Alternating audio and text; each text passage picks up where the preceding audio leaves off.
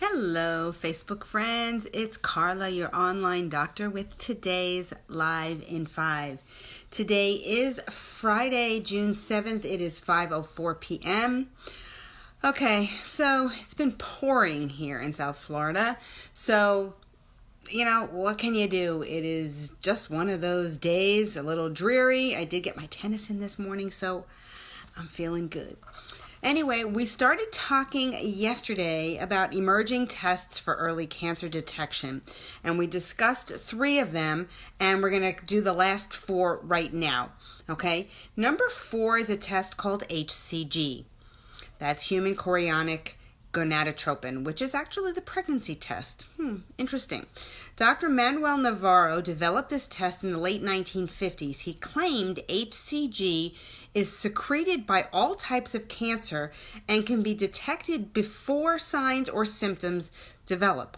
Now, the level of HCG found in the urine is said to be directly related to the extent of cancer present in the body, of course, assuming the person is not pregnant. Now, the downside is the test cannot detect where the cancer is and what stage it is. Now, I'm sorry, but if that is a common thing where cancer cells actually secrete that is a super easy test. It is a urine test or a blood test. Urine test is just to determine if you're positive or negative, but the blood levels are super easy to get done. That is one I would definitely research a little further. Number 5, liquid biopsy. Okay, this is a non-invasive simple blood test that can be performed before, during, or after cancer therapy. Now, instead of removing a piece of tumor tissue, okay? That's why they call it a liquid biopsy. It is your blood. When cancer metastasizes, pieces of DNA and abnormal cancer cells enter the bloodstream. Believe it or not, even if you do not want to believe it, yes, it does. Liquid biopsies are used to identify biological markers in circulating tumor DNA or on circulating tumor cells in the blood that have separated from the main tumor.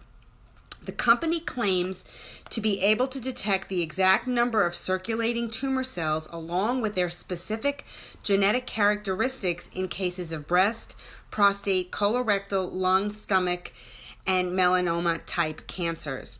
This test clearly is not an early detection one since the tumor has to be present already, but again, this is a way of detecting if these things are actually in your blood and you're at risk for metastasis. Number 6 is called Cologuard. It is stool DNA home screening. Now, approved by the FDA in 2014, it requires a prescription. It looks for blood in the stool as well as altered DNA. It tests for 9 distinct DNA biomarkers. Now, the colon wall sheds cells all the time, so this test can pick up cancer or precancerous cells. The test is reported as positive or negative. A positive result should always be followed up with a diagnostic colonoscopy. In a 10,000 patient study, Cologuard found 92% of colon cancers. Pretty impressive. Number 7, and the last one we're going to talk about, is RGCC, or Research Genetic Cancer Center. Specializes in cancer genetics and offers multiple tests for measuring the levels of circulating tumor cells, the cancer cells that have separated from the primary tumor and entered the blood or the lymphatics. These are the cells that can potentially lead to metastasis, so isolating them is a priority. This lab claims they offer precise and accurate detection with 86% sensitivity and 83% specificity among different types of cancer. Now, that may not be as high as the other ones, but it is pretty high. Okay, we're almost at 90% there. So, not a bad test. Again, one to look into if you are looking for some alternative testing. Again, this is one where the cancer cells have already been, the cancer is already present, because these tumors have to be releasing this type of cells into the bloodstream. Now, again, if you or someone you know is at risk or has been diagnosed with a particular type of cancer, it would be a good idea to do more research on any of these tests and see if there are any other early detection modalities around. Okay. This may be the start of great things to come. Other companies looking to find new innovative ways that protect us from all the risks, maybe the radiation. I mean, if it's a simple blood test, hello, I'm in, right? It's much easier than going through the exposure of radiation.